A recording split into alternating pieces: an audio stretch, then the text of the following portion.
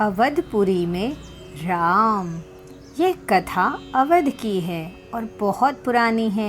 अवध में सरयू नदी के किनारे एक बहुत सुंदर नगर था जिसका नाम था अयोध्या।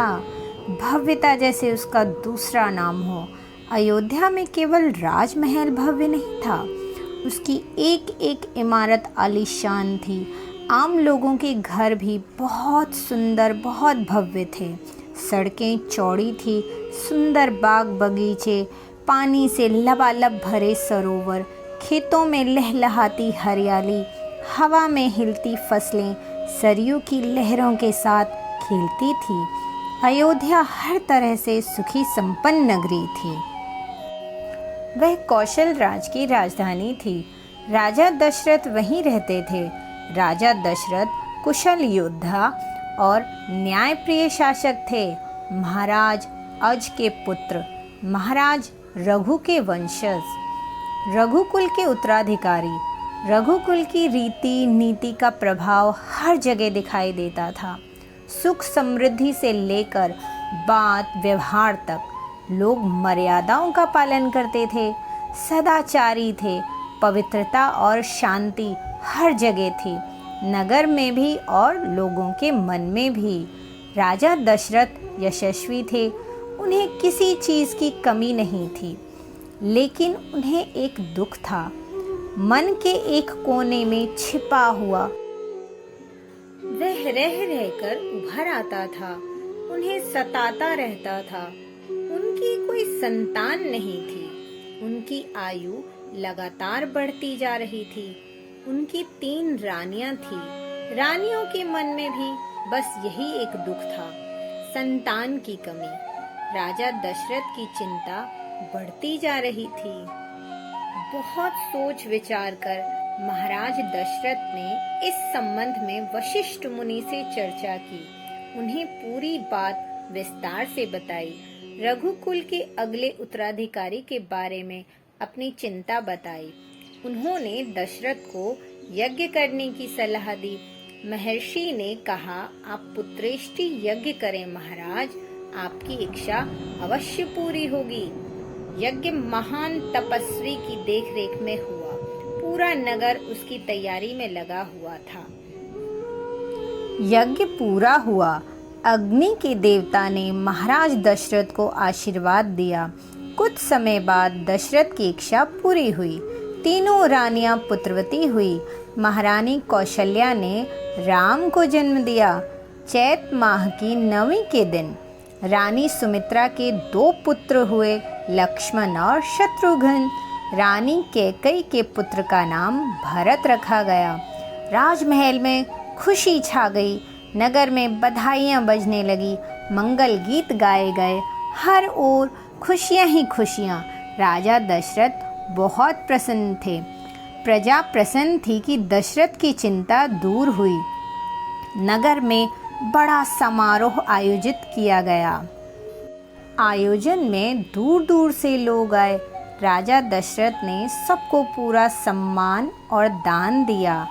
चारों राजकुमार धीरे धीरे बड़े हुए। वे बहुत सुंदर थे। साथ खेलने निकलते तो लोग उन्हें देखते रह जाते। आंखें उनसे हटती ही नहीं थी। चारों भाइयों में आपस में बहुत प्रेम था। वे अपने बड़े भाई राम की आज्ञा मानते थे। बाद में बड़े होने पर राजकुमारों को शिक्षा दीक्षा के लिए भेजा गया। उन्होंने गुरुजनों से ज्ञान अर्जित किया और शस्त्र विद्या सीखी। चारों राजकुमार कुशाग्र बुद्धि थे। जल्द ही सब विद्याओं में पारंगत हो गए। राम इसमें सर्वोपरि थे। उनमें कई अन्य गुण भी थे, जैसे विवेक, शालीनता और न्यायप्रियता। राजा दशरथ को राम सबसे अधिक प्रिय थे, ज्येष्ठ पुत्र होने के कारण और इन मानवीय गुणों के कारण भी। राजकुमार कुछ और बड़े हुए, विवाह योग्य। नगर में इसकी चर्चा होने लगी। महाराज दशरथ भी ऐसा ही चाहते थे। अपनी संतानों के लिए सुयोग्य वधुएं। परिजनों में चर्चा पहले से ही हो रही थी। बाद में पुरोहितों को भी इसमें शामिल किया गया। एक दिन ऐसी ही चर्चा चल रही थी, तभी अचानक एक द्वारपाल घबराया हुआ अंदर आया। उसने सूचना दी कि महर्षि विश्वामित्र पधारे हैं। महाराज दशरथ तत्काल अपना आसन छोड़कर खड़े हो गए, द्वार की ओर बढ़े, महर्षि की आगवानी करने। उन्हें लेकर दरबार में आए, विश्वामित्र को ऊंचा आसन दिया। महर्षि के स्वागत सत्कार के बाद दशरथ ने कहा, महर्षि आज्ञा दें, मैं आपकी क्या सेवा कर सकता हूँ? आप अपने मन की बात कहिए, आपकी आज्ञा का पूरी तरह पालन होगा। ऋषि बोले, राजन, मैं जो मांगने जा रहा हूँ उसे देना आपके लिए कठिन होगा। आप आज्ञा तो दीजिए महर्षि, मैं उसे पूरा करने के लिए तत्पर हूँ, बिल्कुल नहीं हिचकिचाऊंगा। महर्षि बोले, मैं सिद्धि के लिए एक यज्ञ कर रहा हूँ। अनुष्ठान लगभग पूरा हो गया है, लेकिन 2 राक्षस उसमें बाधा डाल रहे हैं। मैं जानता हूँ कि उन राक्षसों को केवल एक ही व्यक्ति मार सकता है, वह राम है। आप अपने ज्येष्ठ पुत्र को मुझे दे दें ताकि यज्ञ पूरा हो। दशरथ पर जैसे बिजली गिर पड़ी। उन्हें उम्मीद ही नहीं थी कि मुनिवर उनसे राम को मांग लेंगे, उनके सबसे प्रिय पुत्र को। दशरथ चिंता में पड़ गए। विश्वामित्र दशरथ की दुविधा समझ रहे थे। उन्होंने कहा, मैं राम को केवल कुछ दिनों के लिए ही मांग रहा हूँ, यज्ञ 10 दिन में संपन्न हो जाएगा। महाराज दशरथ दुखी हो गए, पुत्र वियोग की आशंका से कांप उठे। दरबार में सन्नाटा छा गया। दशरथ की दशा देखकर मंत्री चिंतित थे, महर्षि वशिष्ठ शांत थे। इतने में दशरथ कांपकर बेहोश हो गए। होश आया तो डर ने उन्हें फिर जकड़ लिया। महर्षि विश्वामित्र को क्रोध आ गया। महर्षि और महाराज के बीच संवाद में किसी का भी कुछ भी बोलना उचित नहीं था। मुनि वशिष्ठ चुपचाप आकर महाराज दशरथ के पास खड़े हो गए। थोड़ी देर बाद दशरथ उठे। स्वयं को संभालते हुए उन्होंने महर्षि से विनती की, मुनिवर, मेरा राम तो अभी 16 वर्ष का भी नहीं हुआ है, वह राक्षसों से कैसे लड़ेगा? राक्षस मायावी हैं, वह उनका छल कपट कैसे समझेगा? इससे अच्छा तो यही होगा कि आप मेरी सेना ले जाएं, मैं स्वयं आपके साथ चलूं, राक्षसों से युद्ध करूं। महर्षि विश्वामित्र ने कोई प्रतिक्रिया व्यक्त नहीं की। क्रोधित थे पर उसे व्यक्त नहीं कर रहे थे। उन्हें अपने यज्ञ के नियम याद थे। क्रोध करने से यज्ञ खंडित हो जाता, अनुष्ठान अधूरा रह जाता। दशरथ बोले, मैं राम के बिना नहीं रह सकता मुनिवर, एक पल भी नहीं। आप राम को छोड़कर जो चाहें मांग लें, उसे मत ले जाइए, मैं राम को नहीं दूंगा, मैं उससे बहुत प्रेम करता हूँ। महर्षि का क्रोध भभक उठा। दरबार मंत्रीगण और ऋषि मुनि घबरा गए। आप रघुकुल की रीति तोड़ रहे हैं दशरथ, वचन देकर पीछे हट रहे हैं। यह बर्ताव कुल के विनाश का एक सूचक है। आप जानते हैं कि मैं स्वयं दुष्ट राक्षसों का संहार कर सकता था, लेकिन मैंने संन्यास ले लिया है।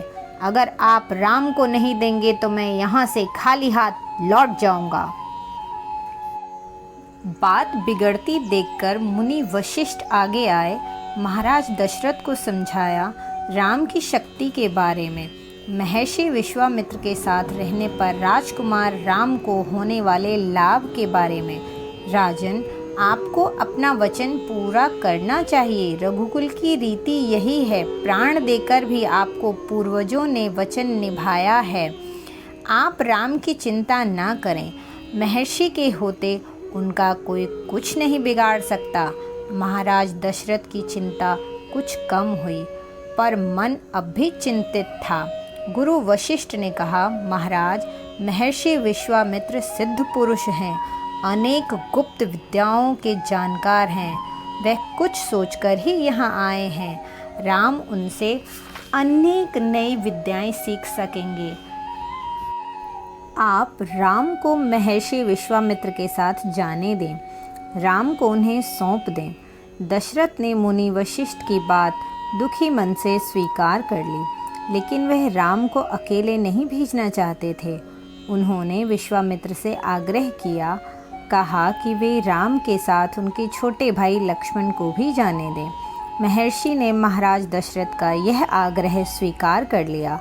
राम और लक्ष्मण को तत्काल दरबार में बुलाया गया। महाराज दशरथ ने उन्हें अपने निर्णय की सूचना दी। दोनों भाइयों ने पिता की आज्ञा सिर झुकाकर आदर सहित मान लिया। दोनों राजकुमार बिना विलंब किए महर्षि के साथ चल पड़े, भयानक जंगलों की ओर। विश्वामित्र आगे आगे चल रहे थे, राम और लक्ष्मण उनके पीछे पीछे, अपने धनुष संभाले हुए, पीठ पर तुनीर बांधे, कमर में तलवार लटकाए। बहुत ही वीरता से वहां जाकर उन्होंने राक्षसों का वध किया और महर्षि का यज्ञ पूरा हुआ। और दोनों भाइयों ने गुरु से और कई तरह की विद्याएं भी सीखी। दोस्तों, भगवान राम के जन्म की इस कहानी को ज़रूर लाइक कीजिए और चैनल को सब्सक्राइब करके बेल आइकन पे प्रेस कर दीजिए, ताकि ऐसी प्यारी प्यारी कहानियाँ मैं आपको हमेशा सुनाती रहूँ। मिलते हैं अगली कहानी में।